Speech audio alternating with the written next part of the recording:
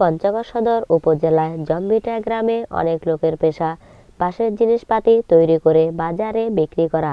তারা আর অন্য কোনো কাজ করেন না, তারা শুধু বিভিন্ন রকম বাঁশের জিনিস তৈরি করেন, তাদের জীবিকা নির্বাহ করেন। তাদের মধ্যে এমনই একজন নজেশ আলী। 40 বছর ধরে ঢাকি, কুলা, চালিন তৈরি করেন, আবার বাজারে বিক্রি করেন। আমার গ্রাম জম্বিটা।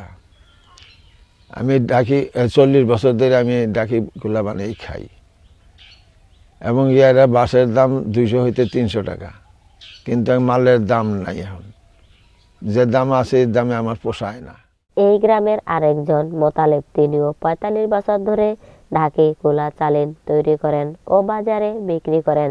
এই করে তিনি তার সংসার চালান, আর অন্য কোনো কাজ করেন না। বর্তমানে বাঁশের দাম বেশি বলে ও তার মজুরি অনুযায়ী এই কাজ করে পোষায় না।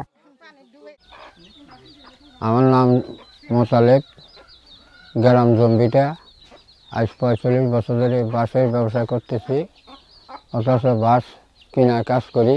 ঢাকি, চালন, কুলা ইত্যাদি বানাই। তা বানাইয়া হাটে নিয়ে বিক্রি করি।